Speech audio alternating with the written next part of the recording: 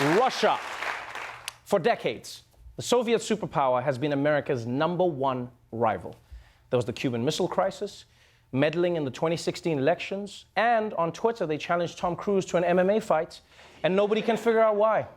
And just when we thought Russia's antics couldn't get any crazier, a few days ago, they pulled this move on the high seas. We begin this evening with a dangerously close call on the high seas between a Russian destroyer and a U.S. warship. Those ships coming within feet of one another, forcing the Americans to take drastic action to avoid a disastrous collision. This image capturing just how close the ships came to a catastrophic collision. As little as 50 feet, according to the U.S. Navy. This video from the deck of the USS Chancellorsville showing the Russian destroyer was so close you could see Russian sailors sunbathing on the deck. Sweet Lord. Russians are hardcore. You realize these ships are about to crash into each other. American soldiers are like, prepare for breach! And the Russian soldiers are like, Dimitri, take off your shirt. Let's get suntan before we die, yeah. Don't want to meet Jesus as pasty bitch. But this is pretty crazy, man. This is pretty crazy. A Russian warship basically tried to ram into an American ship in the middle of the ocean. Right? And let's be honest, that had to be on purpose. Right? What other excuse is there? Do you know how big the ocean is? You have to really go out of your way to collide with someone. It's like walking into someone at Ted Cruz's birthday party. There's no one else there. You did it on purpose.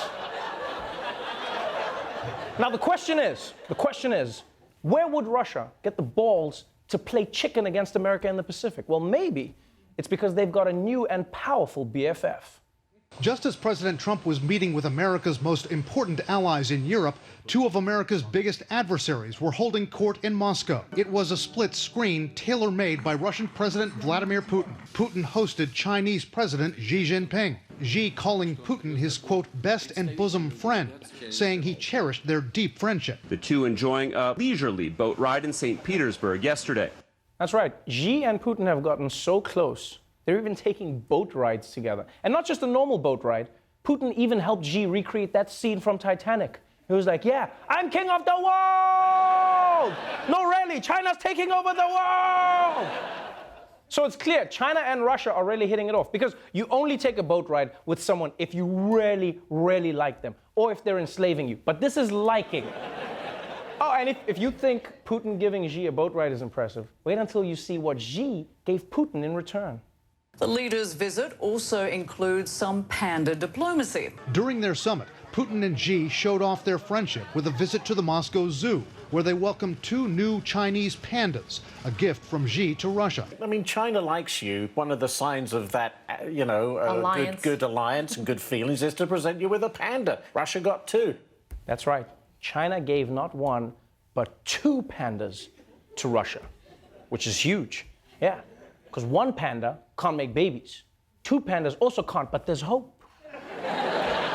And remember, China only gives pandas to countries when they wish to be close allies with them, right? They actually call it Panda Diplomacy. This is a real thing. Panda Diplomacy. Not to be confused with Panda Express Diplomacy, where I convinced them to let me use the bathroom even though I didn't buy anything. And technically, this is interesting, technically China didn't give Russia the pandas, right? The Russians just get to keep the pandas for a few years, yes. Which, by the way, applies to every panda in the world. Yeah, China owns every single panda at the world. So at some point, they have to go home. And I guess it's because China doesn't want the pandas forgetting their Chinese roots. Imagine if you let a panda stay in New Jersey for too long, huh? Yeah, then when the panda gets back to China, it's like, hey, what the is this bamboo? Hey, how about some gabagool or a nice fettuccine? Marrone. Anyway, I could talk about pandas all day, but the point is, China and Russia are getting super close. And the consequences for America go beyond boat rides and cute bears. While Russia and China continue to strengthen their economic ties, they're also expanding their military cooperation.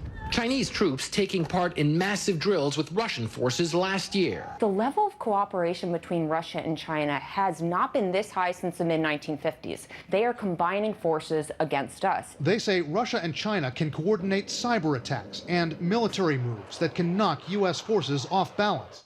Oh, man. China and Russia teaming up against the United States? I mean, America could probably handle China or Russia, but not both at the same time. Like, imagine if in Rocky IV, Ivan Drago was fighting, and then Jackie Chan jumped in the ring to help him. Huh? That would be the end of Rocky. It would be done. There'd be no Rocky V, no Rocky Balboa, no Rocky Goes to Space, no Rocky and the Sorcerer's Stone, and definitely no 50 Shades of Rocky. None of those movies. Now, beyond geopolitics, the personal elements of this bromance is probably something that's gonna bug Donald Trump. Because don't forget, he wants to be a part of this club. He loves those dudes. We know how much he admires Putin. He talks all the time about he and Xi Jinping are great friends. So to see his two besties make plans without him, that's gotta hurt. Yeah, and I don't think that he's dealing with his feelings in the most mature way. The U.S. President Donald Trump is threatening new tariffs on another $300 billion in Chinese goods. This if President Xi Jinping doesn't meet with him at the upcoming G20 summit. Wow, really, Trump? He's gonna put tariffs on China if Xi doesn't hang out with him? That is so childish. If you don't come over to my house and play video games, then tariffs. And I get to be player one the whole time. And what is it with Trump using tariffs in every legal situation? Have you guys noticed this? In every situation, Trump is using tariffs now, right? Illegal immigration, tariffs on Mexico. Xi Jinping won't have a play date, tariffs on China. Melania won't hold his hand in public, tariffs on Slovakia. But Donald, I'm from Slovenia. I don't care, pronounce it anyway, still tariffs. So look, it's clear what's happening here. President Trump, you're feeling neglected by President Xi. But instead of lashing out, why not work on your relationship, man? You know, forget tariffs, maybe talk to Xi.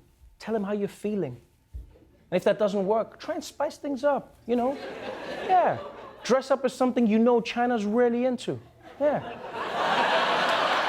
Who could resist?